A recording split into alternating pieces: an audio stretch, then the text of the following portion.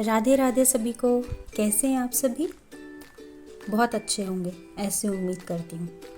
तो लीजिए, आज मैं आप सभी के लिए 17वें अध्याय का महात्म्य लेकर आ चुकी हूँ। तो आइए जानते हैं श्रीमद् भगवद गीता जी के 17वें अध्याय का महात्म्य। श्री महादेव जी कहते हैं, हे पार्वती, 16वें अध्याय का महात्म्य तो मैंने बतला दिया, अब 17वें अध्याय की अनंत महिमा श्रवण करो। राजा खड़गबाहु के पुत्र का दुशासन नामक एक नौकर था। वह बड़ी खोटी बुद्धि का मनुष्य था। एक बार वह मांडलिक राजकुमारों के साथ बहुत धन की बाजी लगाकर हाथी पर चढ़ा और कुछ ही कदम आगे जाने पर लोगों के मना करने पर भी वह मूढ़ हाथी के प्रति जोर जोर से कठोर शब्द कहने लगा। उसकी आवाज़ सुनकर हाथी क्रोध से अंधा हो गया और दुशासन पैर फिसल जाने के कारण पृथ्वी पर गिर पड़ा। दुशासन को गिरकर कुछ उच्छ्वास लेते देख काल के समान निरंकुश हाथी ने क्रोध से भरकर उसे ऊपर की ओर फेंक दिया। ऊपर से गिरते ही उसके प्राण निकल गए। इस प्रकार कालवश मृत्यु को प्राप्त होने के बाद उसे हाथी की योनि मिली और सिंघल द्वीप के महाराज के यहाँ उसने अपना बहुत समय व्यतीत किया।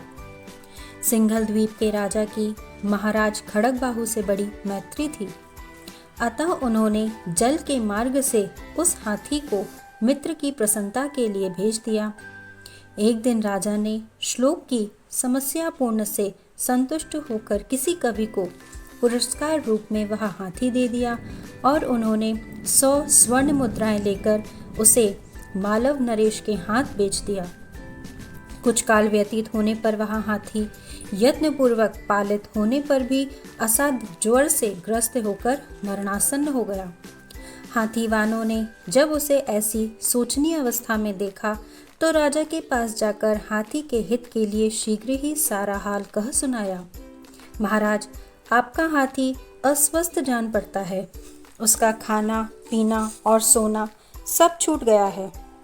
हमारी समझ में ही नहीं आता कि इसका क्या कारण है। हाथीवानों का बताया हुआ समाचार सुनकर राजा ने हाथी के रोगों को पहचानने वाले चिकित्सा कुशल मंत्रियों के साथ उस स्थान पर पदार्पण किया जहां हाथी ज्वरग्रस्त होकर पड़ा था। राजा को देखते ही उसने ज्वर जनित वेदना को भूलकर संसार को आश्चर्य में डालने वाली वाणी में कहा, हे संपूर्ण शास्त्रों के ज्ञाता, राजनीति के समुद्र, शत्रु समुदाय को परास्त करने वाले तथा भगवान विष्णु के चरणों में अनुराग रखने वाले महाराज, इन औषधियों से क्या लेना है? वैद्यों से भी कुछ लाभ नहीं होने वाला। दान और जप से भी क्या सिद्ध होगा? आप कृपा करके गीता के 17वें अध्याय का पाठ करने वाले किसी ब्राह्मण पुरुष को बुलवाइए। हाथी के कथनानुसार राजा ने सब कुछ वैसा ही किया।